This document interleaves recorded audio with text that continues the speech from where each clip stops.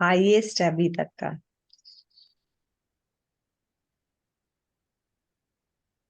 क्या हाईएस्ट हो गया जसलीन? 47 attendance, highest. अच्छा, हाईएस्ट थी। अच्छा, तुमने दो देखना भूल गई, 49 भी हो गया था बीच में। 49 भी हो गया था, हाँ, पर मैं 47 49 राइट। You are right. अब देख रहे हो हुआ मृत्यु था। की शक्ति। मृत्यु की शक्ति देखी, कितने जो लोग बढ़ गए। हाँ। जब मेरे शरीर की जैसे मृत्यु हो जाएगी, आप लोग याद करोगे ये सेशंस, और आपको यह एहसास होगा कि अरे, इतना श्रीमाता जी ने अनुकंपा की कि जीवित अवस्था में ही हम मुक्त हो गए। तो युगों युगों से नहीं मुक्त हो रहे थे, सैकड़ों जन्म ले लेके आ रहे थे, अब हो गए। ये श्रीमाता जी की अनुकंपा है। इस जैसे जीवन में आपकी उन्होंने हमें ये सब देना था। पुरानी पोस्ट पढ़ते हैं तो ऐसे लगता है ये तो अब जी रहे हैं। शायद ऐसे ही होगा कि ये तो आपने बताया था हम जी रहे हैं। जब ये वाली वर्तमान वाली पुरानी हो जाएंगी तो आगे ये सोचोगे, ये तो हम जी रहे हैं। वही वाला है, ऐसे है कि हाँ ये हम जीने लग गए, ये तो आपने बताया था ये हो रहा है। और जैसे जैसे आप मृत्यु पे हमारा, मतलब आपकी वजह से फोकस हमारा जा रहा है, तो ऐसे फीलिंग आ रही है फ्रीडम। बहुत फ्रीडम वाली फीलिंग आ रही है। अब तुमने परफेक्ट बात बोली। यस, ये मेरा भाव है कि आप सब लोग फ्रीडम की अनुभूति करें। 100% फ्रीडम की अनुभूति करें कि फ्रीडम होती क्या है, ये समझें इस बात को, और उसी के साथ जीवन जिए। और एक चीज और समझ में आ रही है, जितना मैं अपनी स्पिरिट से क्लोज होती जा रही हूँ, मैं ये वाली जो फीलिंग है ये मेरी बढ़ती जा रही है दिन ब दिन और साल भर साल। मैं अब कोई बंधन नहीं स्वीकार कर पा रही अपने जीवन का।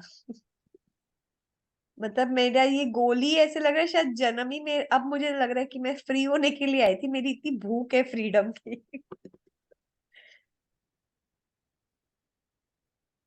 देखो, हम लोग कहते हैं, मान लो शुरू शुरू में हम लोग कहते थे माँ हमें आत्मा बना दो, कहते थे ना। अब मैंने पहले भी बोला है, श्रीमाता ये आत्मा बनाने की तरफ चलते हैं तो शिव सहज ही डर जाते हैं। माँ माँ माँ निगेटिव आती, अरे बेटा शांत रहे, आत्मा ही बना रही हूँ तेरे को मैं।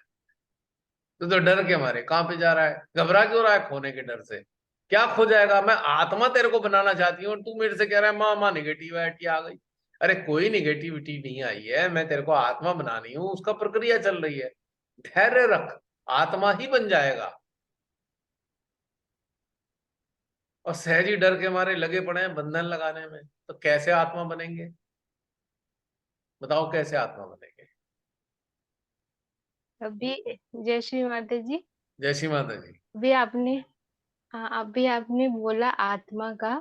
तो जब हम ध्यान करते हैं या ध्यान में जाते हैं और जब हम वास्तविक में आत्मा का फील करते हैं, तो हमारी जो बॉडी है, हमारा शरीर है, वो तो विलीन हो जाता है और आत्मा तो अमर होती है ना। तो वास्तविक में तो जब हम ध्यान की गहनता में जाते तो उस समय भी तो हम अपने शरीर से मुक्त हो रहते हैं और हम पूर्ण रूप से आत्मा ही रहते हैं। जब परमात्मा मिलते हैं तो और भी मुक्त हो जाते हैं। तो ये मृत्यु से डर कैसा? हाँ, क्योंकि डर हम तिल तिल कर हर रोज मरते हैं, क्योंकि जब हम कोई संस्कार पालते हैं या कि जब हमारे अंदर अहंकार भरता है तो हमारी अंदर मृत्यु होती रहती है तब भी। लेकिन जब हम वास्तविक मृत्यु से हम डरते हैं, जो हमें वास्तविक में मुक्त करता है, हमें आनंद प्रदान करने वाले जो हमें आलिंगन करेंगे, उससे हम डरते हैं। लेकिन तिल तिल कर हम रोज मृत्यु के करीब जाते हैं, मरते हैं। हमें क्यों नहीं जनरली आभास होता है कि हम मर रहे हैं, हम जी कहाँ रहे हैं? जब हम जीवन को, मृत्यु को वास्तविक में आनंद में लेंगे तब हम जाकर जिएंगे। और आत्मा, हम स्वयं बोलते हैं कि हम आत्मा है, तो आत्मा तो मुक्त होती है, शरीर हमारे मरते हैं, तो आत्मा तो हमेशा ही मुक्त होती है। तो बिल्कुल सही ये, बात है। एहसास होता है ना इस बात का हाँ अंदर, है आयशा? बिल्कुल। होता है। बिल्कुल एहसास होता है। और कोरोना काल में कि काफी एहसास हुए, जब हम सबको आंखें के सामने अपनों को मरते हुए मतलब बहुत लोग देखे। उस समय हमें वास्तविक में पता चला। और आपने बोला ना कि मृत्यु को करीब से महसूस करना है, कि अभी तो मेडिटेशन में करते हैं। तुम करीब से महसूस करना है तो अब वहां पे चले जाओ, मृत्यु के जहाँ पे हमारी बॉडी जलती है, या वैसी जगह पे। तो वो वास्तविक में फील होता है मृत्यु क्या है। मृत्यु सच्चाई है, वही तो सत्य है, हम सत्य नहीं है। हम जो जी रहे हैं, हमारी ये सब सेल्स नश्वर है, ये हमारी बॉडी नश्वर है, ये सब विलीन हो जाएगी। बस हमारी जो मृत्यु ही सत्य है। तो अभी धीरे धीरे हम लोग उस चीज को महसूस कर पा रहे हैं। और सच बताऊं तो ये बहुत ही आनंद है। कई दफा आपने मेडिटेशन में मृत्यु के सैया पे छोड़ के चले गए, तो कि वो आनंद आप आयशा हर लास्ट होती है, कि लास्ट बात हुई, मेडिटेशन खत्म हुए तो आप बोलते हो कि आप लोग अपनी मृत्यु का आनंद ले। तो हम लोग कई दफा आनंद लिए हैं। तो उस समय कुछ भी हमारी एक्सपीरियंस भी है, तो मैं शेयर करूंगी थोड़ी देर बाद। तो उस बिल्कुल बिल्कुल। समय तो हम मृत्यु को कहीं ना कहीं, जो आज आप प्रॉपर मृत्यु की बातें कर रहे हो ना, तो आपने प्रिपेयर किया थोड़ी थोड़ी मृत्यु की छटा दिखाकर, हमें फील करवा कर। और हम करीब जाते हैं। शुरुआत में तो मृत्यु से तो किसी को भी, क्योंकि हमारे अंदर संस्कार जो पड़े हुए थे, मृत्यु यानी कि अब तुम इस दुनिया से जाने वाले हो, तो पहले ही डर जाते हैं। और मृत्यु डरने वाली चीज नहीं होती है, क्योंकि जब हमें पता चला जैसे डीप मेडिटेशन में, वो डराती नहीं है, बल्कि वो हमें जीने की प्रेरणा देती है। जिस दिन हम जानते हैं कि मृत्यु आई है या आने वाली है उसे तो हम जीना स्टार्ट करते हैं। ऐसे नहीं जीते, हम निडर रहते तो नहीं जीते। हम अपनी क्योंकि हर चीज से हम धीरे धीरे हम मरते ही रहते हैं, सोच कर कि भविष्य, फ्यूचर, ये कैरियर, ये वगैरह वगैरह सोचकर हम तो मर ही रहे होते, जीते कहाँ हैं। लेकिन जैसे ही मृत्यु को करीब देखते हैं तो नहीं भग लाइक मैं एक मिनट।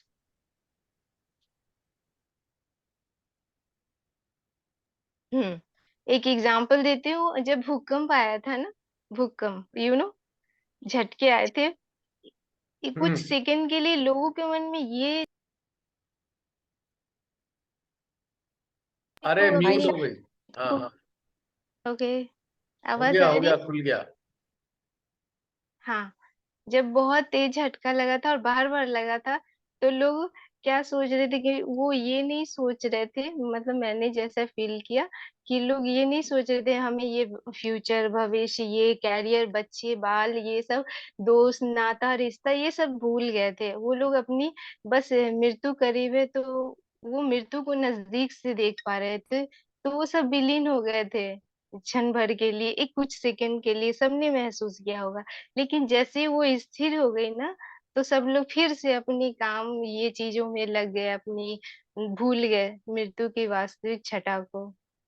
तो मेरे कहने का तात्पर्य है कि हमें, आपने सही बोला, हमें क्षण क्षण भर मृत्यु को महसूस करना चाहिए, तभी हम वास्तविक आनंद का अनुभव ले सकते हैं और वास्तविक में जीवन को जी सकते हैं। अभी तो आज मैंने कहा, सहस्त्रार सेंट्रल हार्ट के बीच विशुद्धि में मृत्यु को टिका दो। और टिका इसके दो साथ, एकदम। जब आप सहस्त्रार हार्ट के साथ जुड़े हो तो मृत्यु के साथ भी जुड़ो डेली। जितनी तेजी से अभी तक परिवर्तन नहीं आया ना, उससे कई गुना तेजी से परिवर्तन आपके अंदर आना शुरू हो जाएगा। अजमा के देख लेना। But it should not be mechanical. Realization के साथ होना चाहिए, विद रियलाइजेशन, फीलिंग के साथ में। इंटरेस्टिंग, बहुत इंटरेस्टिंग है। अच्छा ये बताओ, जी। ये बताओ, इस संसार में क्या चीज ऐसी है जो परिवर्तनशील नहीं है, अपरिवर्तनशील है?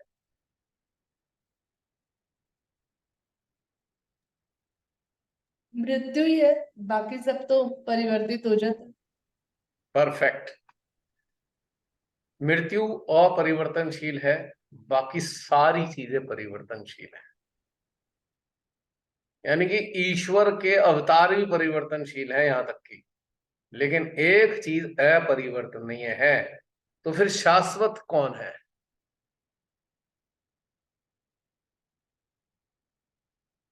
मृत्यु। मृत्यु ही है शाश्वत भैया। शाश्वत मृत्यु ही है। तो मैं कहता हूं सत्य। कि यार तुम लोग भगवान की पूजा करते हो, व्हाई डोंट यू वर्शिप मृत्यु? मृत्यु की पूजा क्यों नहीं करते? वही शाश्वत है। भगवान शाश्वत शाश्वत है, नो डाउट। पर कौन से वाले भगवान शाश्वत हैं? जिन्होंने शरीर रूप में अवतार नहीं लिया, पर वो हमें दिखते नहीं, दिखते नहीं है। ठीक है।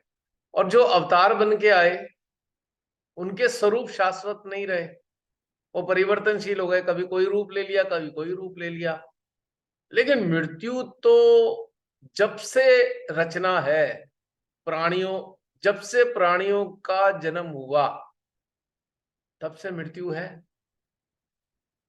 तो जीवन के लिए जो शाश्वत सत्य है वो मृत्यु है। अगर लोग मृत्यु की पूजा करने लगे, गारंटी से बता रहा हूं, मुक्त हो जाएंगे। भाई, मूर्तियां बना बना के भगवानों के स्वरूपों की पूजा करते हो, एक ऐसे ही अनगढ़ मृत्यु की भी बना दो मूर्ति, उसकी पूजा कर लो। चलो, मत बनाओ मूर्ति मृत्यु की, अपने हृदय में बसा लो मृत्यु को, तो वो भी अमर है, आप भी अमर हो जाओगे, भयमुक्त। बड़े बड़े राक्षस हुए हैं प्राचीन काल में, जिन्होंने सालों तक तपस्या करके पता नहीं क्या क्या मांग डाला। किसी ने उन्हें सलाह दी होती, काश कि वे मृत्यु की साधना कर लो। अगर वो मृत्यु की साधना करते ना, तो राक्षस ही ना रहते, परिवर्तित हो देवता बन चुके होते वो। अगर मृत्यु की साधना कर लेते, राक्षस भी देवता बन जाते। पर खेल प्रभु ने करना था, इसलिए उनकी बुद्धि में ऐसा डाला ही नहीं उन्होंने। क्योंकि इस धरती पे राक्षसत्व, देवत्व और मनुष्य तत्व, दोनों तीनों चीजें चाहिए इस रचना में संतुलन बनाए रखने के। राक्षसत्व, देवत्व और मनुष्य तत्व, तब जाकर ये धरती चलती है। खैर, ये तो एक थोड़ी पेचीदा बात हो जाती है, इसमें भी डिटेल में नहीं जाते। लेकिन कहानी मृत्यु की चल रही है। आज आज दिन मृत्यु का है। जय श्री माता जी भैया, मेरे मन में एक प्रश्न आ रहा है। जी। ये मृत्यु पे बातें चल रही है, तो जैसे कोई मृत होता है अपना, हाँ, तो फिर अपने को उस टाइम दुख क्यों होता है? लगाव होता है ना, अटैचमेंट। लगाव के कारण आपको उसके होने से कुछ ना कुछ सुख मिला, तो उसके ना होने से वो सुख छिन गया आपसे, इसलिए आपको दुख हो रहा है। तो उसके होने से जो अटैचमेंट, उसके होने का जो सुख था, उस सुख से अटैचमेंट था। अब कोई कहेगा यार ऐसी बात मत करो, हम तो उसे बहुत प्यार करते थे, हमें खाली उसके सुख से, होने के सुख से थोड़ी प्रेम था। मैं कहा ठीक है भाई, जब उसका शरीर मृत हुआ था तो उसे जलाया क्यों, दफनाया क्यों, रख लेते, प्रिजर्व करके रखते अपने घर में, तब मैं मानता हाँ आपको उससे प्रेम था। जैसे श्री माता जी को प्रिजर्व किया है ना, उनके ग्रॉस बॉडी को 1000 ईयर के लिए, तो आप भी कहते हो भैया प्रिजर्व करके मेरे घर में ही रख दो, मुझे तो बड़ा प्रेम है इससे। अब देखो, माँ से प्रेम था सैदियों को, तो उन्होंने प्रिजर्व कर लिया ना 1000 साल के लिए। और आपके घर में कोई मरा, तो आपने तो प्रिजर्व किया नहीं। मैं मंजू बहन आपसे नहीं कह रहा हूँ, मैं जनरल बातें कह रहा हूँ, आप फील मत करना। मैं अपने लिए भी कहता भैया हूँ, चलो भाई मेरे को किसी से, अपने नजदीकी से बहुत प्रेम था, तो अगर वास्तव में प्रेम होता तो मैं उसे प्रिजर्व करके रखता ना, उसके शरीर को। जैसे मिस्र के अंदर प्रिजर्व करते थे मम्मी, 1000 1000 2 2 साल 1000 साल पुरानी मम्मी मिलती हैं। वो कहीं ना कहीं प्रेम का परिणाम रहा कि प्रेम है भाई, हम तो इन्हें प्रिजर्व करेंगे। पर हमने तो 4-6 घंटे के अंदर ही जला दिया या दफना दिया। कहाँ प्रेम रेम कहाँ रह गया वो, क्योंकि वो प्रेम उसके होने से जो सुख मिलता था उससे था, उसके वजूद से प्रेम नहीं था। ये भी एक कड़वी सी बात है, प्लीज कोई बुरा ना माने।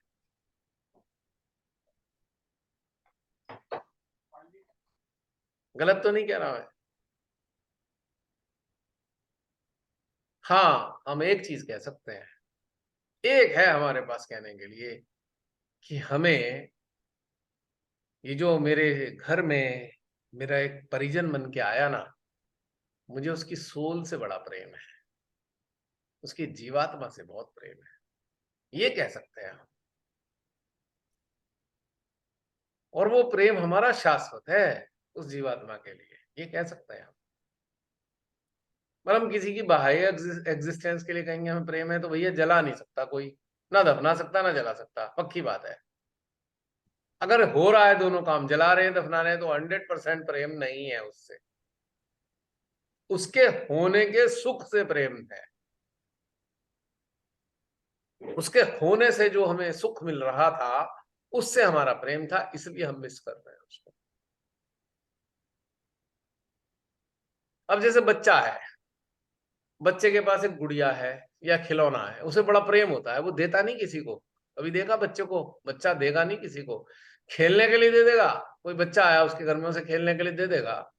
कोई थोड़ा उदार दिल हुआ बच्चा कि ले तू खेल ले, पर उसे देगा नहीं कि घर ले जा, क्योंकि उसे प्रेम है। बच्चों को वास्तविक प्रेम होता है, हमें झूठा प्रेम होता है किसी इंसान से, मरते ही तुरंत जला देते हैं, जल्दी करो भाई बदबू उठने लगेगी शरीर में से। बहुत ज्यादा हुआ, रिश्तेदारों का इंतजार कर लिया बर्फ बर्फ में टिका कर। अगर वास्तव में हमें प्रेम होता, हम पैसे जमा करते कि अपने परिजन को प्रिजर्व करने के लिए पैसे इकट्ठे करेंगे। तो प्रिजर्व करने में कुछ कई लाख पैसे लग जाते हैं शायद, सुना है मैंने, काफी महंगा होता है प्रिजर्वेशन, केमिकल वगैरह डाले जाते हैं जब उसमें, महंगा होता है। तो हम तभी से शुरू हो जाते हैं कि नहीं भाई, हम नहीं जाने देने के इसे, हम जलाने के नहीं है बिल्कुल भी, हम तो अपने पास घर में अपने बेड पर ही सुलाएंगे इसे। है हिम्मत प्रेम करने वाले को सुलाने की मरने के बाद? है हिम्मत? बताओ। तो ये झूठा वूठा प्रेम नहीं चलेगा, जूम सेशन में झूठा प्रेम नहीं दिखने का यहाँ, सच्चा सच्चा बात करो, तब मैं मानू हाँ भैया प्रिजर्व करके भी अपने बेड पे सुलाते हैं। अपने बच्चे से प्रेम है, अपने बेड पे ही रख लिया उसे प्रिजर्व करके उसके ताबूत में। नहीं हिम्मत ना। बट यहाँ पे जो फॉर्म बदल गया ना, मतलब हमें जिससे प्यार था वो हंस बोल रहा था, वो हमारे साथ इंटरेक्ट कर रहा था, पर हमें बॉडी पर से वो प्यार पर वो नहीं था। वजूद था ना, एक ग्रॉस बॉडी में था ना, अगर ग्रॉस बॉडी नहीं तो आवाज भी तो गायब हो जाएगी। तो वही तो, मतलब वो हमारे कोई काम का भी तो नहीं है। मानो हमें किसी से प्रेम है, बट वो वाला अस्तित्व से तो हम आ अटैच गई नहीं ना, आ गई ना बात, स्वार्थ की काम का नहीं है। बस यही तो था, यही तो मैं बोल रहा था। हमें उसके होने के सुख से प्रेम था, वो अच्छी अच्छी बातें बोलता था, हमें बड़ा पर प्रेम था। ये मतलब ये एक जेन्युइन रिएक्शन है कि अगर हमें किसी परिजन का पता चलता है आखिर कि दे बोल आर नो, दिया सत्य है, नहीं ये धन्यवाद। सत्य तो है, बिल्कुल बिल्कुल। हमारे किसी नहीं काम मानो का नहीं है वो, काम के ही रिश्ते हैं। रिश्ते काम के ही होते हैं भैया, एक से दूसरे का काम निकल रहा है इसलिए रिश्ते हैं। ये बिल्कुल कटु सत्य है, आज तुमने कह ही दिया ये बात। तो ठीक है, अभी किसी के साथ अच्छा तो लगता ही है, क्यों बुरा नहीं लग रहा, हमें अच्छा लग रहा है, उसका सानिध्य अच्छा लग रहा है, उससे बात करके अच्छा लग रहा है। और दूसरी चीज, अब मानो किसी का पता चले, ये ठीक है, ये परम सत्य है, अभी मेरी तो वो अवस्था नहीं आई, पर ऐसा है ना, किसी का पता चलता है कि वो नहीं रहा, तो हम ये नहीं कहेंगे अच्छा वो मर गया, ऐसे वाली फीलिंग थोड़ी आती है, अच्छा अब वो नहीं है, अब वो हमारी उससे बात नहीं हो पाएगी, अब हम उससे पहले जैसे नहीं मिल पाएंगे। पहले तो हमें कष्ट ही होता है ना, दुख अभी भी दुख होता है, ऐसा थोड़ी ये नहीं हो रहा, मैं मतलब वही तो बता इवॉल्व रहा ही। हूँ, किसी के होने का जो सुख है वो चला गया हमसे, इसलिए हम दुखी हो रहे हैं।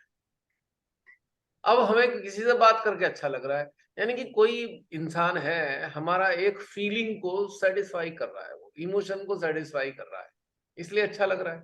अब वो नहीं है तो वो नहीं हो रहा, तो हमें दुख होगा, हाय बड़ा प्रेम करते थे। वो प्रेम व्रेम नहीं है, वो एक जो आदान प्रदान हो रहा है, जो फीलिंग्स का या कहो इमोशंस का वो चल रहा है एक्चुअली, उसके कारण हम मिस कर रहे हैं।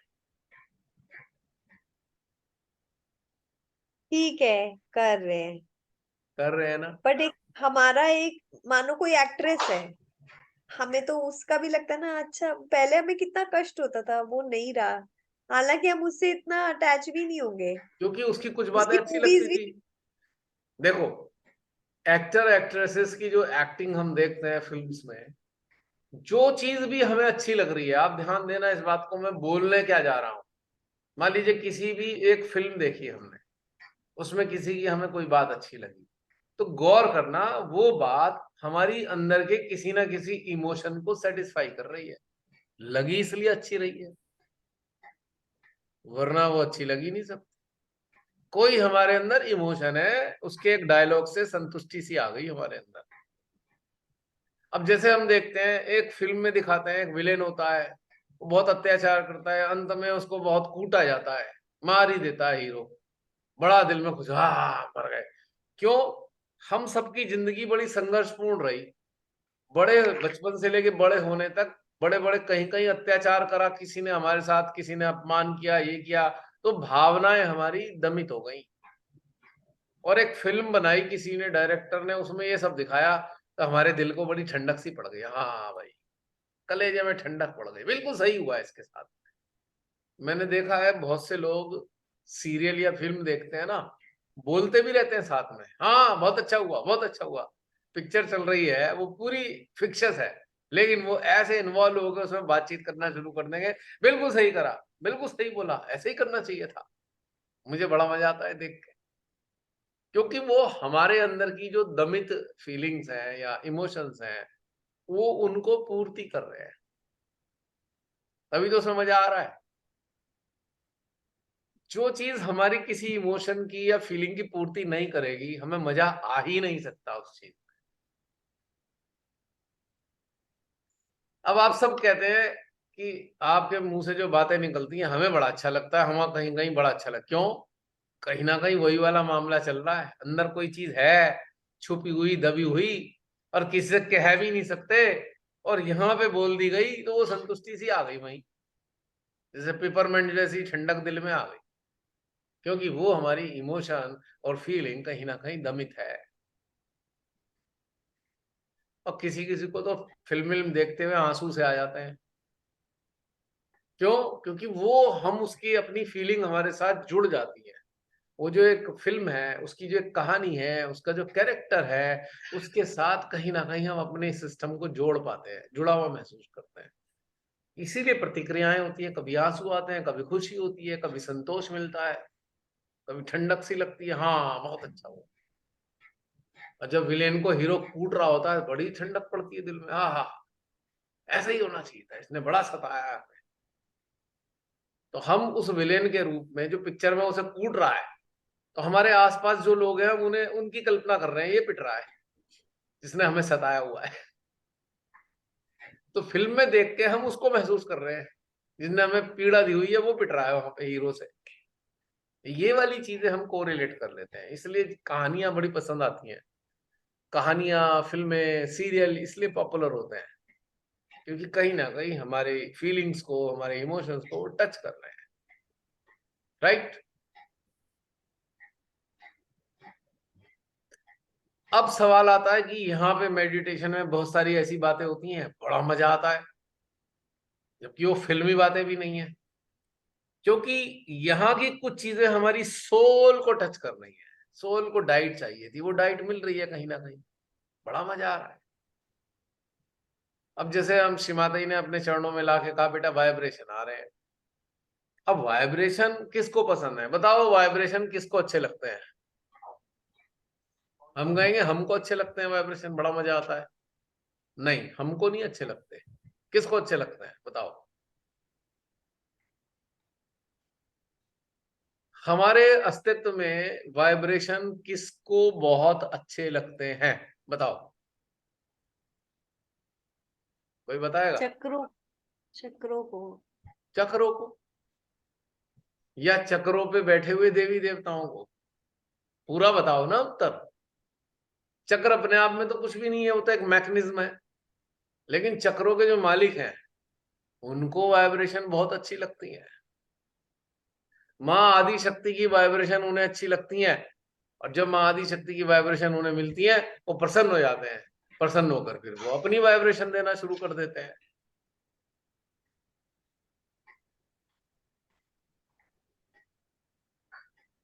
और वाइब्रेशन में आदि शक्ति की सबसे ज्यादा यदि किसी को पसंद है तो बताओ सबसे ज्यादा वाइब्रेशन किसको अच्छी लगती है माँ आदि शक्ति की? हमारी सोल को, हमारी हमारी स्पिरिट सोल को। और कोई बताएगा? आत्मा को। और कोई बताएगा?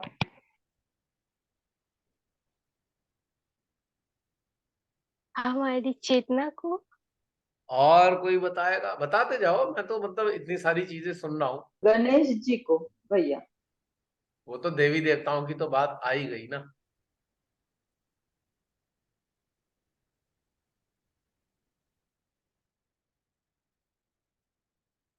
अरे एक बहुत सिंपल सी चीज है, सबसे ज्यादा वाइब्रेशन यदि किसी को प्रिय है हमारे अंदर, वो है हमारी कुंडलिनी माता को,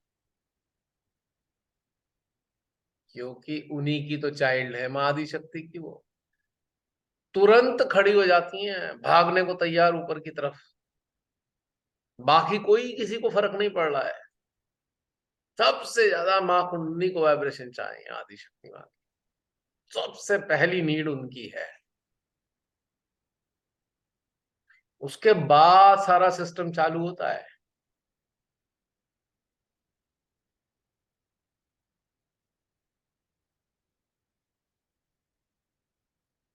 और जीवात्मा, हमारी सोल तो बेचारी इस स्थिति में ही नहीं होती अपनी बात भी जाहिर कर पाए। जब तक कुंडली में जागृत होकर सहस्त्रार हार्ट में नहीं आती, तब तक तो बेचारी हमारी सोल की औकात ही नहीं कुछ कह सके किसी से। कम्युनिकेट ही नहीं कर पाती, वो रास्ता ही नहीं मिलता उसको, कैसे कम्युनिकेशन करूं। और आत्मा, आत्मा का नंबर तो बहुत बाद में आता है। सबसे पहले कुंडलनी, क्योंकि पहली ही स्पार्क के साथ में कुंडली में हलचल होती है नहीं होती? और जब कुंडली में हलचल होती है आपको आने लगती है वाइब्रेशन। सबसे पहले कहाँ आती है वाइब्रेशन? हाथों में। हाथ किससे जुड़े हैं? विशुद्धि से। तो विशुद्धि ये तो एकमात्र ऐसा गेट शुरुआत। है जो खुला ही होता है, ये बंद नहीं होता। हाँ, इस गेट के आगे कूड़ा रखा हो या पुष्प हो, वो डिपेंड करता है, पर ये खुला मिलता है आपको गेट। तभी तो रिसीव करते हो आप रिसीव हाथों से ही तो करते हो। सबसे पहले विशुद्धि से ही तो रिसीव करते हो महादेश की शक्ति की शक्ति, और विशुद्धि से होके सीधे वो कुंडली मां को स्पर्श करती है।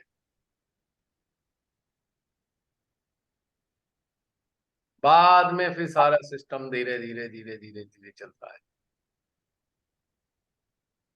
है ना? जसरीन अभी 49 है, ये यस। और 4 और 9 मिलके क्या बनता है? 4 + 9 = तेरा तुझको अर्पण, क्या लागे मेरा। तेरा तेरा। यस। कितनी मजेदार बात है ना ये समझने के लिए, अगर हम इस बात को बारीकी से समझ जाएं इस चीज को। हाँ, एक पूछना था हम्म। अभी।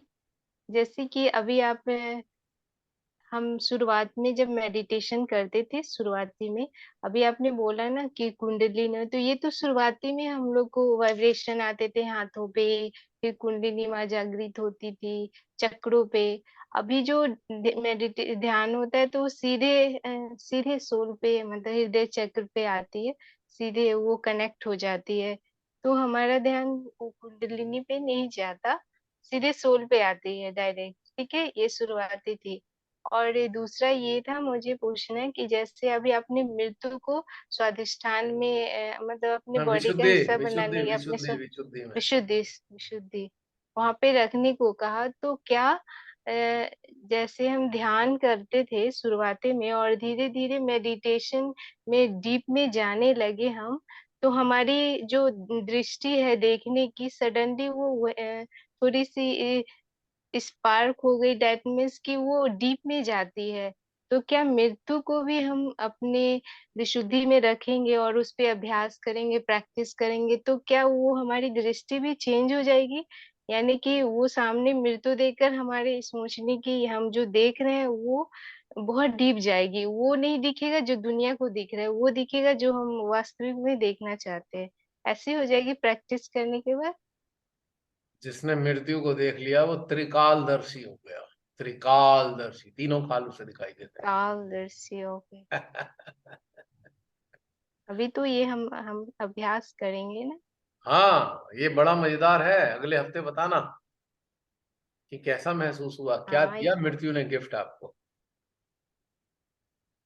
देखो, ओके। विशुद्धि में अगर मृत्यु को स्थापित किया आपने कि भाई मृत्यु, विशुद्धि तेरा वो स्थान यहाँ रखती हूँ और मैं तुझे हमेशा महसूस करूंगी। विशुद्धि गई तो सारे पचड़े हैं इंसान की जिंदगी में। बताओ, गिल्ट कॉन्शियस कहां से आता है? एग्रेशन कहां से आता है? डिप्रेशन कहां से आता है? लिप्तता कहां से आ रही है? सारे पचड़े खत्म। आपने मृत्यु को विशुद्धि में स्थान दे दिया, सारे पचड़े आपके खत्म हो गए। ना तो आपको गिल्टी होंगे कि भाई आप तो, मेरा तो टाइम आ रहा है, गिल्टी काहे का होना। बाय, जो हुआ हुआ, जो भगवान ने कराया करा लिया, अब तो मैं जा रहा हूं। डिप्रेशन किस लिए आएगा? मृत्यु के साथ जी रहे हो, कंपैरिजन किससे करोगे? एग्रेशन क्यों आएगा?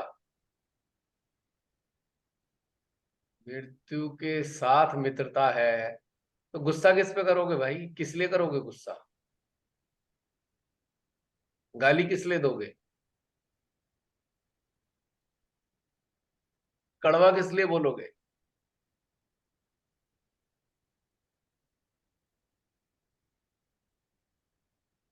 और मृत्यु से अटैच हो तो संसार से कैसे लिप्त हो जाओगे? डिटैचमेंट भी ऑटोमेटिकली फ्री में मिल गया।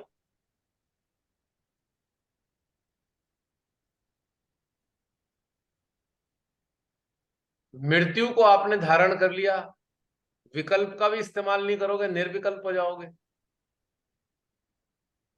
अगर कोई परेशानी वरेशानी आएगी तो काय को परेशान होगे भैया? मृत्यु होनी है, काय को परेशान होए? तो विकल्प भी नहीं लोगे।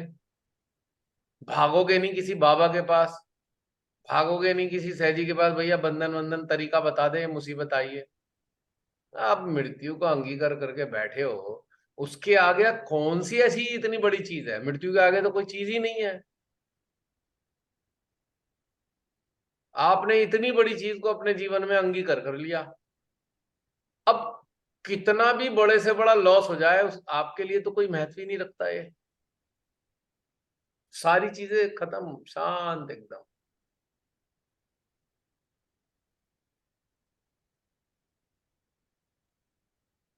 है नहीं बात सही? बिल्कुल।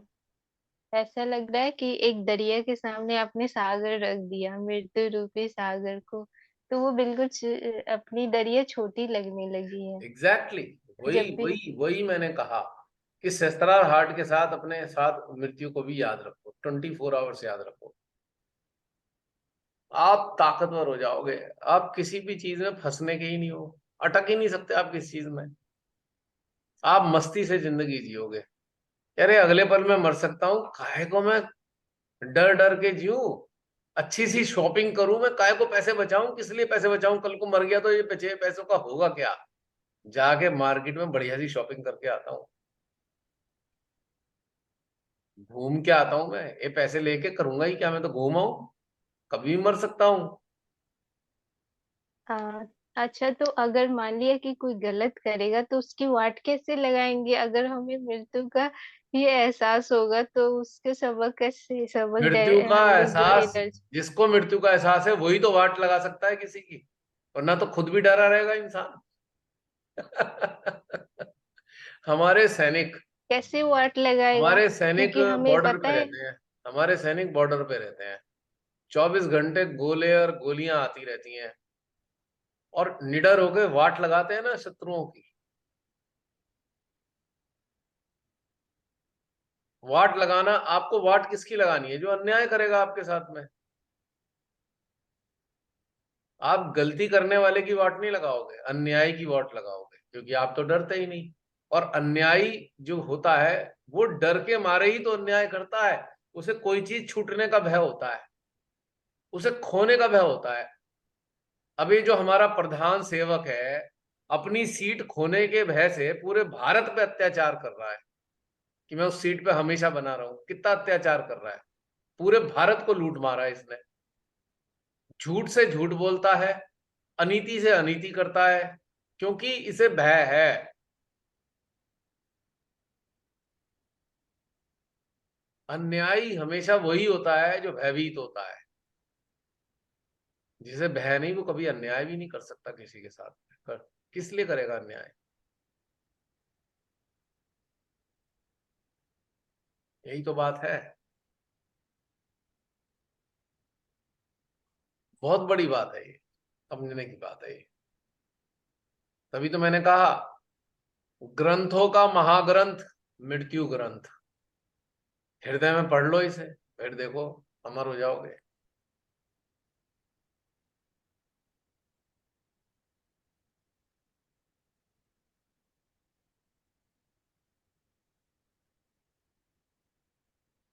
तो ये छोटी छोटी बातें नहीं है, और देखने में बहुत छोटी है। कहते हैं ना, देखन में छोटे लगे घाव करे गंभीर। कौन सा वो दुआ है, किसका? मुझे पता नहीं किसका है भाई वो, तो 2-3 लाइनें कानों में गूंजी सी, हृदय में, तो मैंने बता दी। तो 2.5 आखर प्रेम के साथ 3.5 आखर मृत्यु को भी याद रखना।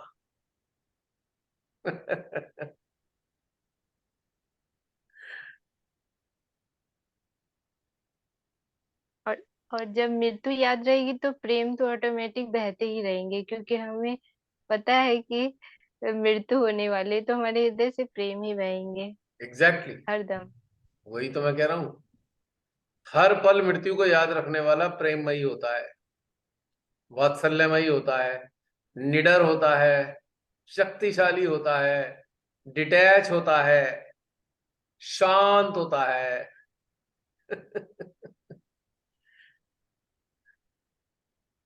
अहंकारी से अहंकारी, खतरनाक से खतरनाक इंसान को ये पता लग जाए तेरी मृत्यु दरवाजे पे खड़ी है, वो शांत हो जाएगा। सबसे क्षमा वमा ही मांग डालेगा, भैया मैंने गलती करी है, क्षमा कर देना मुझे, शांत हो जाएगा।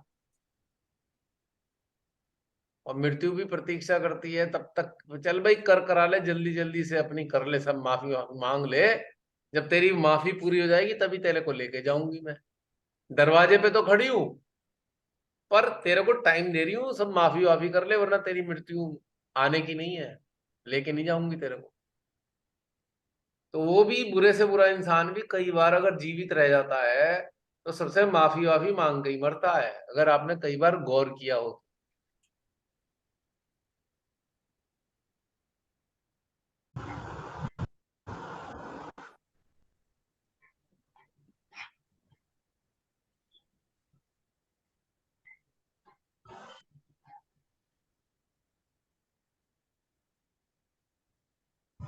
आज आप सबके हृदयों में मृत्यु को फीड किया जा रहा है। ये इतनी सारी चीजें फीड हुई, मृत्यु को भी आपके हार्ट में फीड कर दिया जा रहा है आज।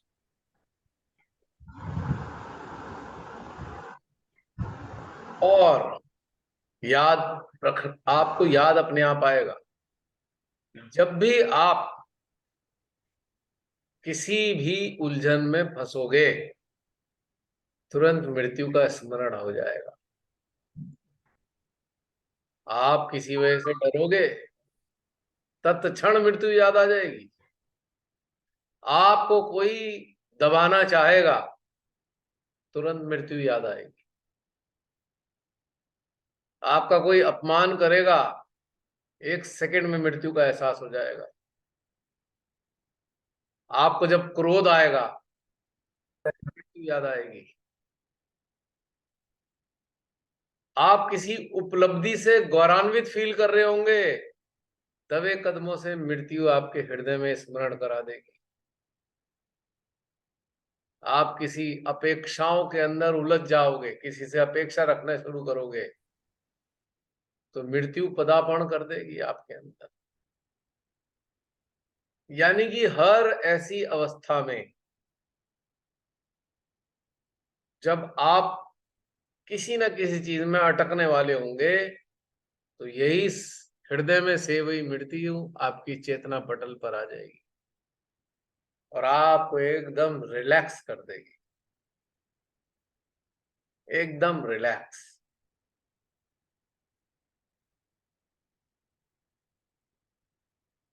और इस मृत्यु की स्मृति के साथ साथ, इस मृत्यु के एहसास के साथ साथ आप एकदम शांत रहना प्रारंभ हो जाओगे। इच्छाएं जो इधर उधर होंगी बेचारी, वो भी दम तोड़ देगी। आप मर सकते हैं, काहे की इच्छा रखे हैं? किसी भी क्षण तो मृत्यु हो जाएगी, काहे की इच्छा रखे? काय को अपने साथ वाले लोगों को परेशान करें, ये हमें नहीं दिया, वो हमें नहीं दिया, ये नहीं करा, वो नहीं करा।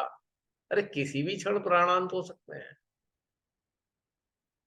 किसी भी परिवार के सदस्य से इरिटेट नहीं होगे उसकी बैड हैबिट्स के लिए, या इसे मजा आ रहा है करता रहे भाई तू, हम तो कभी भी मर सकते हैं। आन बान शान की टेंशन खत्म हो जाएगी। ये हमारी इज्जत के खिलाफ हो गया। काय की इज्जत, कभी भी मर जाएंगे। कौन सी इज्जत? किसी ने भाई परिजन ने कहा भाई ऐसा ऐसा हो गया, बाहर कुछ कराया, आपको लगा हाय समाज में मेरी बेइज्जती हो गई। कौन सा समाज? जब रहेंगे तब ना। हमेशा रहने वाले हैं क्या समाज में? कभी भी मर सकते हैं। कितने लफड़े खत्म हो गए फालतू की बातों के। और सच बताऊं, मृत्यु का एहसास आपको थॉटलेस कर देता है। मेडिटेशन बड़ा अच्छा होता है, 1 सेकंड में थॉटलेस हो जाते हैं आप मृत्यु का एहसास करते ही। अजमा के देख लेना। किसी को बहुत विचार आ रहे हो, जरा एक मृत्यु का विचार करके देख लेना, सारे विचार 1 मिनट में बंद, खत्म, किस्सा फिनिश, गया, खत्म।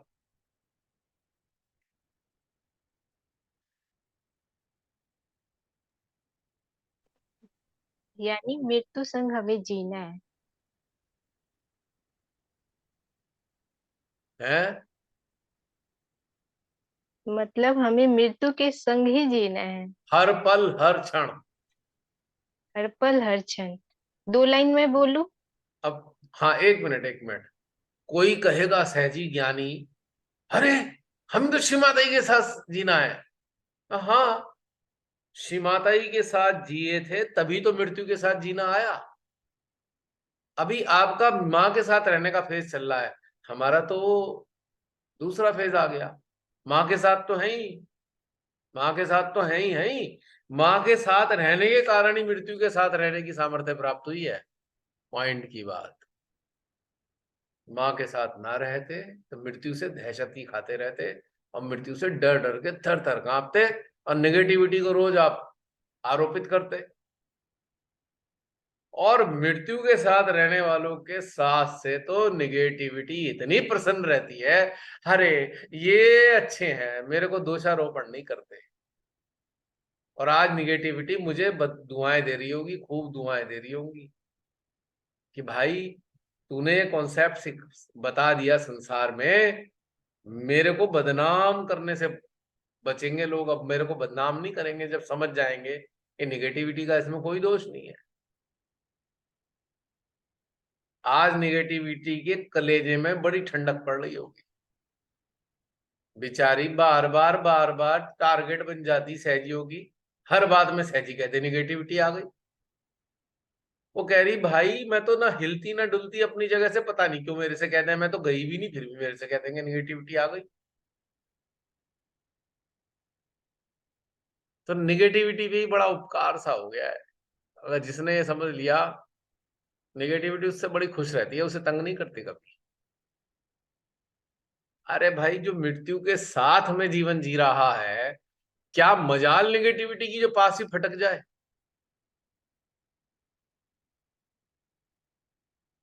इतनी बड़ी शक्ति के साथ रहने वाले के साथ कहाँ निगेटिविटी आपको तंग कर सकती है। हाँ अब बताओ आयशा। नहीं, कुछ नहीं, ऐसी मृत्यु पे ही 2 लाइन बोलना हाँ था हाँ वही तो इसलिए तुमने पहले अब। बोला तो था थोड़ी देर पहले। बोलो बोलो।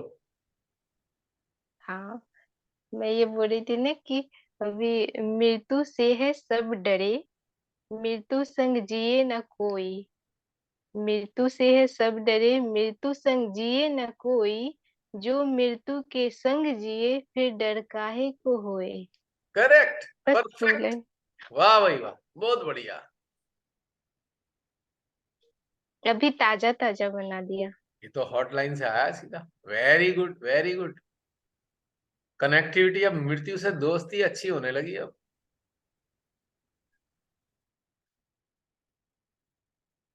मृत्यु से दोस्ती करें तो जिंदगी से दोस्ती हो जाएगी। बहुत से लोग कहते हैं नहीं हम जिंदगी से बड़े प्यार करते हैं। मैं कहता तो भाई रोते क्यों हो। जिंदगी से प्यार करते हो और रोते हो तो झूठी बात कहते हो आप। जिंदगी से प्यार करने वाले कभी रोते नहीं है। क्या समझे।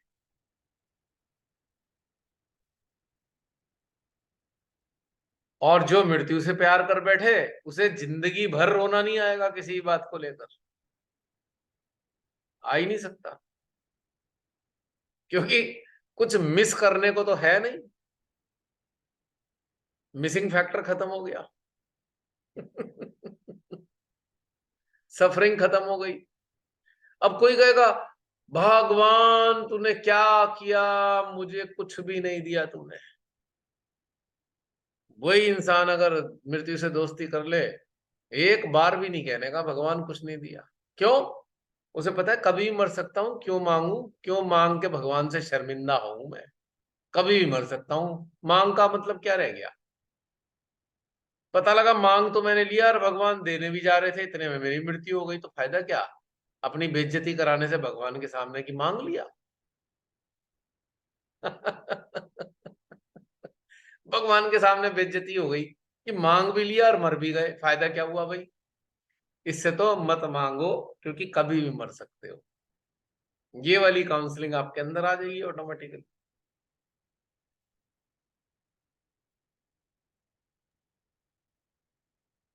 और हम रोते भी है इसलिए क्योंकि हमें ना जीवन से प्यार होता है ना मृत्यु से प्यार होता है, बस आवश्यकताओं से ही प्यार होता है। जरूरतों से प्यार नहीं मिलता तो हम रोते हैं, क्योंकि यस हमें नहीं मिला, ये भगवान ने यस, पूरा ही नहीं किया। बिल्कुल बिल्कुल बिल्कुल यही परफेक्ट है। एकदम सही बात है। आवश्यकताओं से प्रेम रहा, इच्छाओं से प्रेम रहा, रो रो के मर गए। फिर अगले जन्म में छटपटाते हुए पैदा हुए, फिर अगले जन्म में मर गए। फिर उससे तीसरा जन्म लिया, फिर छटपटाते हुए फिर मर गए। तो फायदा क्या भाई। एक ही बार मरेंगे, लफड़ा काहे का रह जाएगा फिर बार बार। मृत्यु के साथ रहोगे, निरीक्षित हो जाओगे। तो जब निरीक्षित हो गए तो जन्म ही काहे को होगा दोबारा। बताओ। होगा। अब नहीं पता है, अभी अब हमारे मुंह से पहले निकलते थे कि अगले जन्म में मैं लड़का बनूंगा, लेकिन अब कुछ नहीं अगले जन्म में तो लेना ही नहीं है, वो स्किप हो गया। स्किप हो गया। ये पहले की थॉट्स थी, बहुत पहले सोचती थी। मैं तुम्हें एक आइडिया देता हूँ। अरे भाई इसी जन्म में लड़का बन जाओ, क्या प्रॉब्लम है। लड़के जैसा एहसास करने लगो, लड़के जैसा काम करो, खत्म हो गया। इसी जन्म में दोनों जीवन जी जाके अपना आराम से मुक्त हो जाओ। हाँ, तो अभी अभी हमें समझ में आए ना कि चित से हम कुछ भी कर सकते हैं, सुपरमैन बन सकते हैं, शिवांश बन सकते हैं, कुछ भी। तो लड़का भी बन सकते हैं, लेकिन पहले की बात थी कि हमें ये बनना है, भगवान जी अगले जन्म में मैं ये जो पहले फिक्स हो जाती थी, अगले जन्म में हम ये बनेंगे ये बनेंगे। अब नहीं है, अगले जन्म तो लेना ही नहीं है, देखो, फंडा ही खत्म। एक ही मानव देह में 3 अस्तित्व मौजूद हैं। एक अस्तित्व है लड़की का ईड़ा प्रधान, दूसरा अस्तित्व है पुरुष का पिंगला प्रधान, और तीसरा अस्तित्व है सबसे ऊंचे दर्जे का अर्धनारीश्वर। तो भाई अर्धनारीश्वर बन जाओ, दोनों का मजा उठाओ, काहे की टेंशन है, वो वाली फीलिंग करो, तो आपकी एक ही जीवन में दोनों की पूर्ति हो गई। अगर एक साइड रहोगे तो कोई एक चीज की पूर्ति होगी, सेंटर में आ जाओगे तो दोनों की पूर्ति हो जाएगी। फिर ये भाव ही खत्म हो जाएगा कि लड़का होते कि लड़की होते, क्योंकि अर्धनारीश्वर की स्थिति में आपने एहसास किया कि आप उनके अर्धनारीश्वर का आप अस्तित्व हो, तो आपका अंदर ये इच्छा ही खत्म हो गई, लड़का बनूं कि लड़की बनूं। अब उसमें भी एक चीज है, जब आप मानव के अंदर दोनों अस्तित्व विद्यमान है। कैसे? जब आप सुरुचिपूर्ण ढंग से कलात्मकता की तरफ जाते हो तो आपके अंदर का स्त्री पक्ष उजागर होता है। जब आप असत्य के विरोध में तनकर खड़े हो जाते हो तो आपके अंदर पुरुष तो पैदा होता है, अंदर से वो दिखाई देता है। तो दोनों चीजें आपके अंदर हैं और दोनों चीज जीवन में आती हैं, तो दोनों चीजें आप जी सकते हो। कई बार आपने देखा कि कुछ बड़े अच्छे लड़के पुरुष लोग बड़ा ही शानदार खाना बनाते हैं, कोई लोग बहुत अच्छे आर्टिस्ट होते हैं, उनमें कलात्मकता कूट कूट के भरी है, और आपने देखा है वो बिरजू महाराज तो डांसर ही थे। जो स्त्रियों वाले गुण थे उनके अंदर तो पहले से ही मौजूद थे, वो तो उसमें भी महारत हासिल करी उन्होंने डांस में। बिरजू महाराज है या उनके शिष्य हैं, तो है ना दोनों चीज मौजूद। जहां पर जहां पर हम कहते हैं सौंदर्य की बात करें, जो एक सुंदरता है और उसमें एक कलात्मकता है, तो वो स्त्रीत्व वाली कहानी होती है। और जहां पर एक आनंद का संचार हो रहा है वो पुरुष वाली कहानी है। दोनों चीजें मौजूद हैं उसके अंदर। अब प्रकृति है स्त्री रूप में है, सौंदर्य है पुरुष रूप में है ना उसके अंदर वो दोनों प्रोपोर्शन, दोनों पक्ष मौजूद है ना। तो हम सब मानवों को ईश्वर ने पूर्ण बनाया है, लेकिन मानव के अंदर अपूर्णता का एहसास है। समझो, बनाया पूर्ण है, अपूर्णता का एहसास मानव के अंदर रहता है, इसलिए वो अपने आप को कमतर महसूस करता रहता है। लेकिन जब श्री माता जी के चरणों में आता है कोई, अंदर से अपने को जानना शुरू करता है, अपने को धीरे धीरे जानना शुरू होता है, तो जो अपूर्णता का एहसास है उसका क्षय होने लगता है, वो घटने लगता है अपूर्णता का एहसास। एक समय आता है कि आपको पूर्णता का एहसास होने लगता है। बस यही मुक्त अवस्था होती है, यही वो टाइम है जब आप मुक्त अवस्था का आनंद ले रहे होते हो। वो क्षण जहां पूर्णता की अनुभूति हो रही है वही मुक्ति है, वही निरीक्षित अवस्था है। जब पूर्णता का एहसास हो जाता है तो आपके अंदर डिटैचमेंट ऑटोमेटिकली मिल जाता है। आप जब तक अपूर्णता का एहसास रहता है आप डिटैच नहीं रह सकते, आप किसी ना किसी चीज से अटैच हो। या अगर हम इस तरीके से कहें कि कोई अटैचमेंट है इसीलिए अधूरापन है, इसीलिए अपूर्णता है, ऐसे भी हम कह सकते हैं।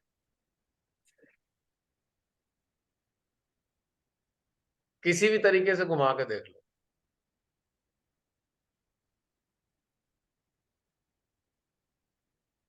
और प्रत्यक्ष में भी ऐसी घटनाएं घटित हो जाती हैं, परमेश्वर ऐसी व्यवस्था कर देते हैं कि आपकी बहुत छोटी छोटी चीजें पूरी हो जाती हैं। ये भी मैंने देखा है अपने जीवन में।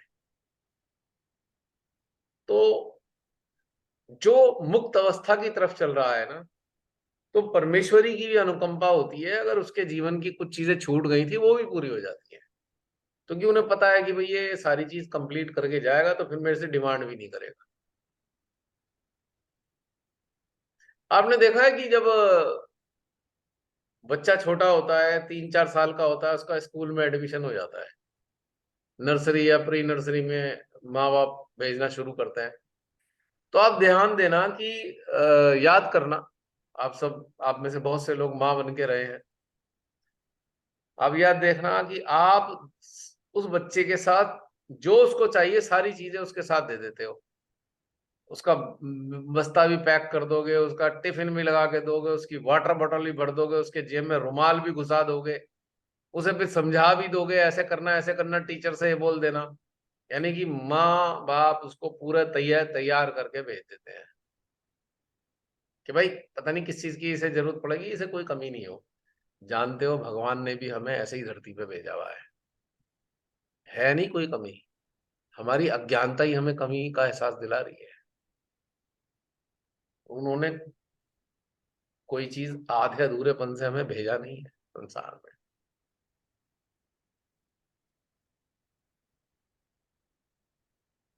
कोई कहेगा भाई बहुत से ऐसे लोग हैं अपंग पैदा होते हैं, वो ऐसा क्यों हुआ?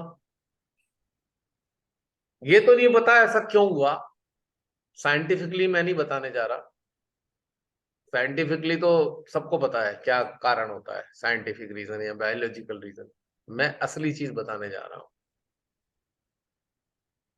पिछले जीवनों में जिसने जिस चीज का दुरुपयोग किया वही अगले जन्म में उसे मिली नहीं है, समझ लेना।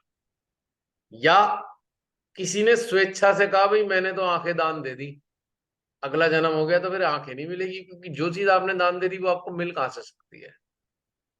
किसी ने कहा मैं अपने हाथ दे दूं, टांग दे दूं, ये दे दूं, फला फला फला।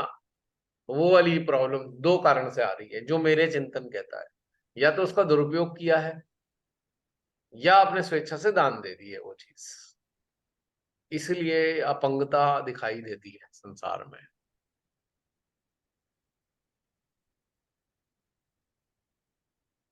भैया एक प्रश्न था। आज दिन में हम कहीं बैठे थे तो वहां भी मृत्यु पे ही चिंतन चल रहा था, और उसमें एक बात थी कि इच्छा मृत्यु, काफी धर्म संप्रदाय में वो खाना पीना छोड़ देते हैं। तो वहां दो पक्ष बन गए थे। एक पक्ष तो उसकी फेवर में बोल रहा था और एक अगेंस्ट बोल रहा था तो उसमें कैसे समझा जाए उस चीज को? अरे आप लोगों को मैंने वो जुगाड़ बताया कि आपको खाना छोड़ने की जरूरत नहीं, आप इच्छा मृत्यु के वरदान प्राप्त कर रहे हो आप यहाँ पे। अब ये जो आप धारण कर रहे हो इच्छा मृत्यु को ही तो धारण कर रहे हो। ये ना आपको खाना छोड़ना है ना कुछ ऐसा करना है ना वैसा करना है, ठीक है मस्ती से खाओ पियो मजे करो, पर आप इच्छा मृत्यु के से ही तो आशीर्वादित हो रहे हो आज। अगर आपने और स्वेच्छा से आपने अपने विशुद्धि में स्थापित कर लिया है मृत्यु को, तो आपने इच्छा मृत्यु हुई तो प्राप्त की है। यानी कि आपने मृत्यु से कहा है भाई मेरी तरफ से कोई अड़चन नहीं है, तू कभी भी आ जा। हो गई ना इच्छा मृत्यु। आपने इच्छा मृत्यु का मतलब है कि हमने मृत्यु के सामने इच्छा प्रकट कर दी है, मृत्यु तू कभी भी आ जा, वी आर रेडी। तो ना हमें खाना छोड़ने की जरूरत है, ना हमें शरीर को पीड़ा देने की जरूरत है, ना हमें कोई बीमार होने की जरूरत है, ना हमें किसी अपना एक्सीडेंट कराने की जरूरत है, ना हमें सुसाइड करने की जरूरत है। हम तो वैसे ही धारण कर लिए, ये सब अचड़ा पचड़ा क्यों करने की जरूरत है भाई? यही तो इच्छा मृत्यु है, असली मतलब तो यही है इच्छा मृत्यु का। अब यहाँ पे एक ट्विस्ट है शिल्पा बहन, यहाँ एक ट्विस्ट है। अब जैन समाज में इच्छा मृत्यु क्या होती है? वो कहते हैं ना संथालन की कुछ एक प्रक्रिया की जिसमें खाना पीने का त्याग कर देते हैं। संथारा है कि संथालन है? संथारा या संतालन इस प्रोसेस को बोलते हैं कि जिसमें जो बहुत ज्यादा बीमार हो चुका है उसने स्वीकार कर लिया कि भाई मैं अब खाना पीना छोड़ देता हूं, ताकि ये जो कष्ट है, ये जो कष्ट मेरे शरीर में बढ़ रहा है और जो मेरे जीवन में अब मैं कुछ करने योग्य नहीं बचा हूं, तो अब मैं संथारा या संथालन दो में से एक शब्द है, थोड़ा मैं मेरे को याद नहीं आ रहा, तो मैं स्वीकार कर लूंगा। तो उसने क्या करते हैं वो लोग, खाना पीने का त्याग कर देते हैं, और धीरे धीरे धीरे धीरे धीरे उनके शरीर के अंग धीरे धीरे नष्ट होने शुरू हो जाते हैं। भोजन ना करने के कारण, या पानी ना जल जल और भोजन ना करने के कारण उनके कुछ अंग धीरे धीरे खत्म हो जाते हैं।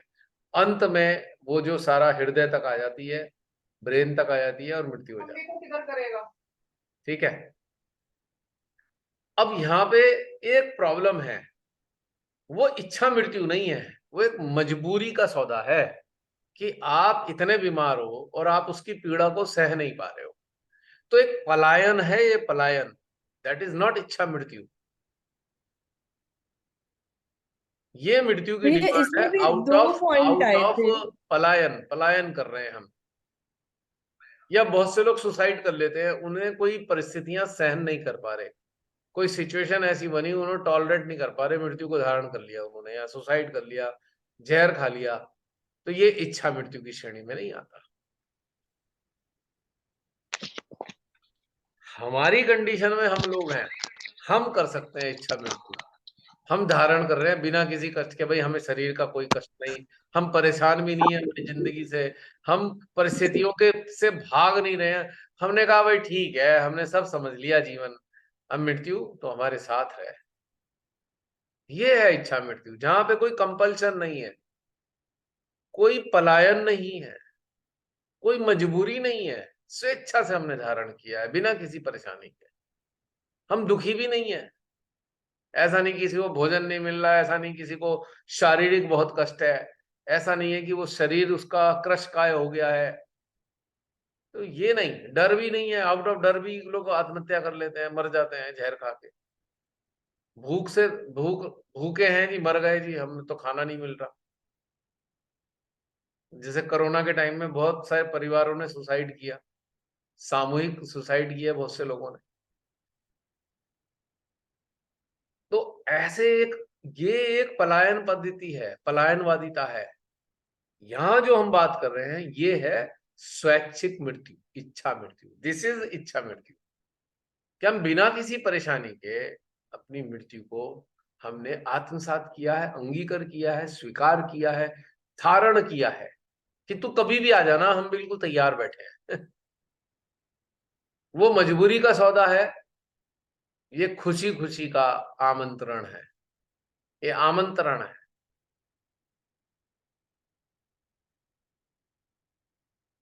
वो एक समस्या है। नहीं, वहां पर भी दो ही प्रश्न आ रहे थे। एक तो यही आ रहा था कि काफी महीना भर भी बीत जाता है, तो जब वो भोजन नहीं करते तो शरीर की हर सेल को पीड़ा पहुंचती है।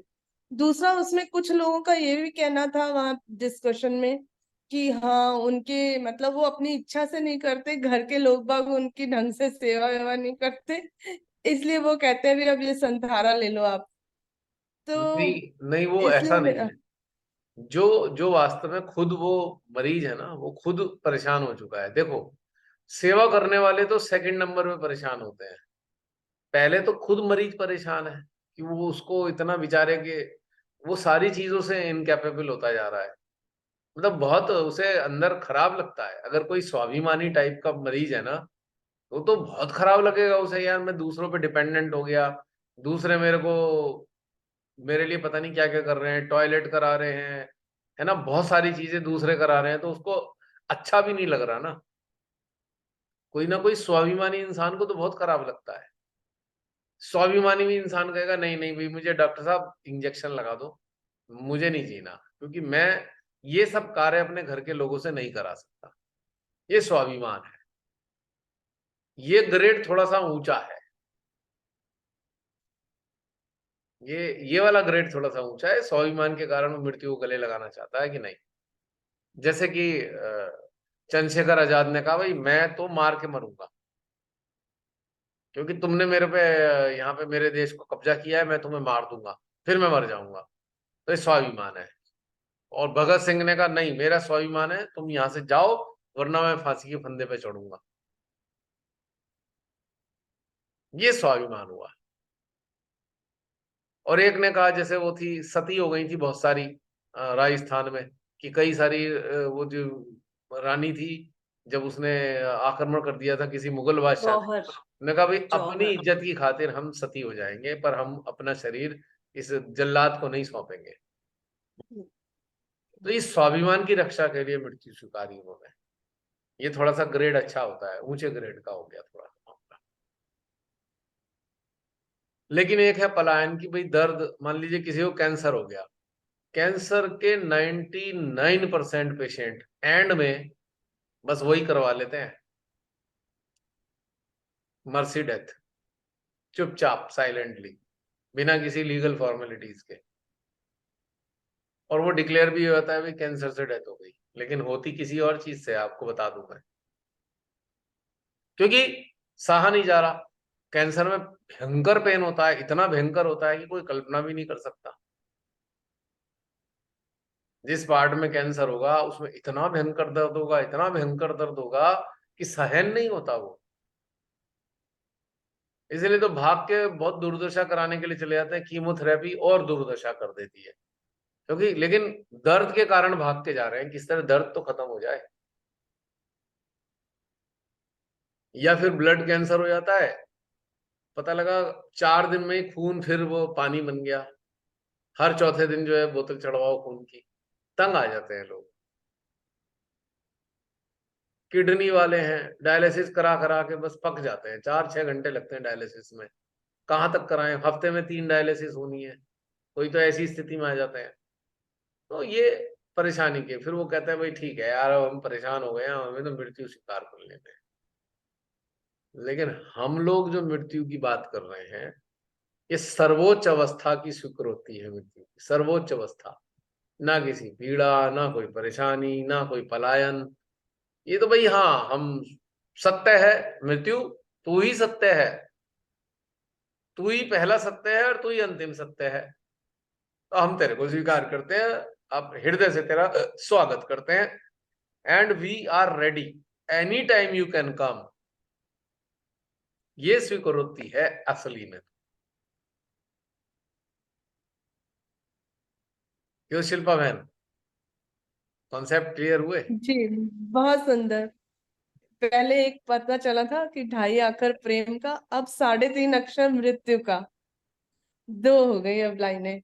पूरा शिव तत्व आ गया इसमें। वो जो जिनको नहीं समझ आ रहा हो कि निर्वाज्य प्रेम, क्षमा और साक्षी भाव, विशुद्धि पे मृत्यु ले लो, हृदय में प्रेम ले लो, अब जैसे और पूरा। आपने वो महादेव सीरियल देखा होगा, तो उसमें जो काली माँ है, वो क्या कहती है हर बार, अंत ही आरंभ है।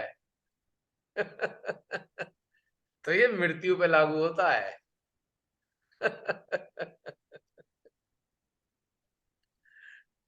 अब वो डायलॉग समझ में आया होगा, इसका मतलब क्या है एक्चुअल में, अंत ही प्रारंभ है। यानी कि जो मुझे तो ना, बाह्य स्वरूप का अंत है, यही प्रारंभ है। या ये मुझे कहें, पता है। अभी तो स्थूल की बात हो रही है, अब मैं कह रहा हूं, यहां हमने मृत्यु को धारण किया तो हमारी सारी चीजों का अंत हो गया, इच्छाओं का, अपेक्षाओं का, सारी आकांक्षाओं का, सबका अंत हो गया। हमने मृत्यु को स्वीकार किया, सब चीजों का अंत हो गया, हम इन सब चीजों से मुक्त हो गए। अब क्या हुआ, हमारा एक नया अध्याय शुरू हुआ, एक नए डायमेंशन की लाइफ शुरू हो गई। तो अंत ही आरंभ है।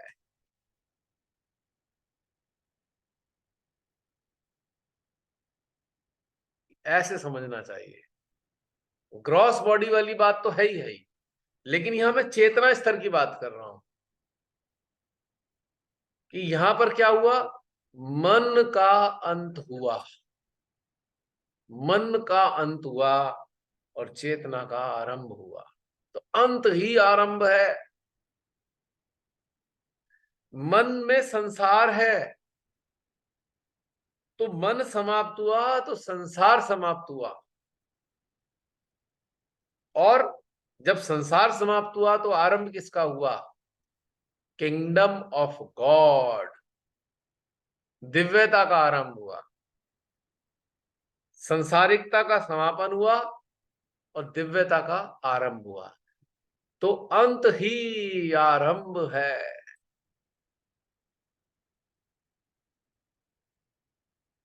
अभी हमने लगभग एक चौथा सेशन है हमारा आज का, फोर्थ सेशन आज का, और 40 मिनट का लगभग एक सेशन है, और हम लगभग अभी 150 मिनट के करीब लगभग हम केवल मृत्यु पे चिंतन कर रहे थे, मृत्यु की बात कर रहे थे।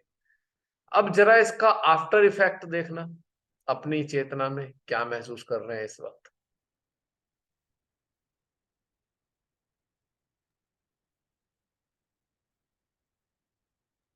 मुक्ति महसूस कर रहे हैं। शुरू शुरू में काफी लेफ्ट आ गया, भी क्लियर हुआ, खूब एनर्जी गया इधर उधर, पर अभी एकदम मुक्त है। मुक्त है ना,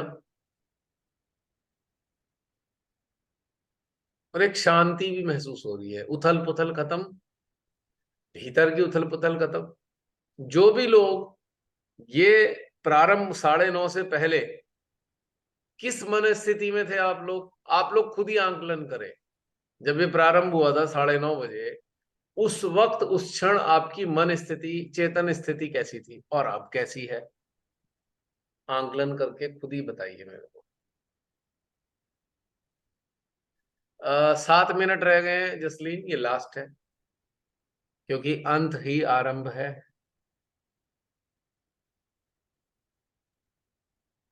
कोई भी चीज की इम्पोर्टेंस खत्म हो जाती है जब हम मृत्यु को समझ जाएंगे, तो हमें सब व्यर्थ लगेगा। यस, नहीं मैं कह रहा हूं कि जब ये शुरू हुआ था सेशन, उससे पहले की मन अवस्था और अभी की मन अवस्था में क्या परिवर्तन महसूस ऐसे हो रहे हैं? ऐसा ऐसा कह सकते हैं कि मेरा ऐसा लग रहा है ऐसे पूरा हलचल, कैसे एक हलचल मच जाता है समुद्र में जब एक आता है। तो अब जैसा लग रहा है पूरा ठहराव है एकदम, झील तालाब बन गया वो, जो सागर था वो तालाब शांत। में तब्दील हो गया। तो बिल्कुल हाँ, शांत है ठहराव, बहुत सही एकदम, फीलिंग आ रही है, क्योंकि हाँ। कुछ भी नहीं आ रहा है, कुछ निर्विचारिता ऐसे घटित हुई है इतने घंटे कि हमें कुछ भी याद नहीं है। बड़ा जी, सच में लग रहा है उसको जी रहे थे, जो भी बातें हुई पूरा जी लिए इस चीज को, मृत्यु को जिया, मृत्यु को जिया ये कह सकते हैं। ये बड़ा अच्छा लग रहा है। अब आगे इसको कंटिन्यू करना है, ये मेरे अभ्यास की चीज रहेगी। अभी तो मैंने कहा अंत ही आरंभ है। आज एक अध्याय, आज एक जो आयाम है मानव जीवन का, जिसमें सारे संसार समाहित है, आज उसका अंत हो रहा है और एक दिव्यता के मतलब जीवन का प्रारंभ हो रहा है, जिसमें सिर्फ कितनी दिव्यता सुंदर चीज है। विद्यमान रहेगी, और संसार का भी आनंद लेते रहेंगे पूरी तरीके से, 100% संसार का भी आनंद आएगा, पर दिव्यता की अनुभूति के साथ। क्योंकि मृत्यु कभी भी हो सकती है, किसी भी क्षण हो सकती है। तो काय मतलब को हम यहाँ से संसार में जो भगवान ने हमें दिया है उससे वंचित रहे, हर पल जिए, किसी भी क्षण मर सकते हैं। मृत्यु का आलिंगन करके ही हम एक्चुअल में संसार में उस प्रभु का भी आलिंगन कर सकते हैं। मृत्यु का आलिंगन फर्स्ट, उसके बाद फिर जीवन का आलिंगन होगा। नहीं तो वो सब चीजें छूट जा रही है, मृत्यु का ऐसे वरण करते ही सब कुछ छूट जा रही है अपने आप। आप को कोई भी कुछ भी नहीं करना है, फिर कंडीशनिंग और ये जितना भी चीजें हैं एकदम क्षण भर में खत्म हो जाता है, खिलौने की तरह टूट जाएगी, बहुत आराम से, बहुत ही ज्यादा आराम से। सदा शिव ने एक ही चीज ऐसी दी है जो अपने बाद सबसे ज्यादा शक्तिशाली है, वो है मृत्यु। बहुत इसके अलावा सच्ची कोई बात। ताकत नहीं है किसी भी चीज में। सारे देवी देवता से ऊपर है मृत्यु। तभी वो इतनी खूबसूरत है। हम्म, उसमें दोनों शक्तियां समाई हैं मृत्यु में। मृत्यु भी अर्धनारीश्वर का ही एक रूप है, अगर समझे तो। और एक टाइमलेस था ये जो सेशन चला, चार आपने कहा, चार सेशन भी दिया, फिर मेरा घर ही पे गया अरे 12 बजे, और एकदम टाइमलेस, पता ही नहीं चला, हम लोग बस बह रहे थे, बह रहे हैं। और बिल्कुल ये आलिंगन इतना सुंदर था, इतनी खूबसूरत, जब अगर समझे तो। जैसे प्रेमी प्रेमिका जब मिलते हैं बड़े दिनों बाद, तो जब वो मिलते हैं तो समय का पता ही नहीं चलता कहाँ चला जाता है। आज भी वही नहीं हुआ क्या? आज हमने स्वेच्छा से इस चीज को समझा कि भाई मृत्यु तू ही तो हमारा वास्तविक सत्य है, हमने तेरे को धारण कर लिया। और और अब हम तेरी वैसे प्रतीक्षा नहीं कर रहे, हमने तेरे को अपने भीतर स्थान दे दिया है। तू कभी भी इशारा कर, हम बिल्कुल तैयार बैठे हैं। ना हम तेरी प्रतीक्षा कर रहे हैं, ना हम तेरे से डर रहे हैं, ना हम तेरे से कोई शिकायत करते हैं। हमने तेरे को अपने अंदर धारण कर लिया, तेरे को एक स्थान दिया है, हमने अपनी विशुद्धि में धारण किया है हमने तेरे को। कभी भी आ जा। ये जैसे ही आपने ये बातें कही थी ना, ओवरफ्लो था, डिवाइन एनर्जी, एनर्जी का ओवरफ्लो हार्ट पे और सहस्त्रार पे, पूरे स्कल पे, हृदय जैसे खिलखिला रहा हो, ये महसूस किया। हृदय में कौन? तो सोल, अपना तो सोल खिलखिला रहा है। अच्छा, इतनी सुंदर चीज पकड़ ली तुम लोगों ने। ऐसे वाला बहुत सुंदर था। कभी कहीं बिल्कुल। से, किसी किताब से, कहीं से आपने सुना या पढ़ा भी नहीं होगा कि मृत्यु को विशुद्धि में धारण करो। आज के दिन परमेश्वरी ने ही ये कहीं ना कहीं प्रेरणा दी है कि आज का समय ऐसा है कि मृत्यु को धारण कर लो विशुद्धि में, और उसके साथ ही जीवन जियो। यानी कि सहस्त्रार पे मां आदि शक्ति हैं, हृदय में हृदयेश्वरी हैं, और बीच में है मृत्यु।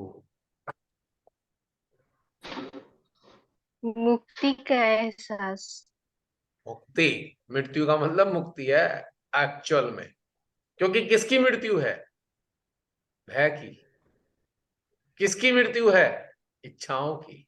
किसकी मृत्यु है? आकांक्षाओं की। किसकी मृत्यु है? अपेक्षाओं की। इस अहंकार। इस एहसास में हमें बताया है क्या? कि इसमें, हाँ जी, जय श्री माता जी भैया, इस मृत्यु के एहसास में हमें अंदर से ये पता चल रहा है कि हमें जीने के लिए कितना आसान हो गया है, बहुत आसान हो गया जीने के लिए। सही बात कहूं तो मृत्यु के ध्यान में ही मस्त रहो। 1 मिनट रह गया है, पहले ही जय श्री माता ही बोलता हूं।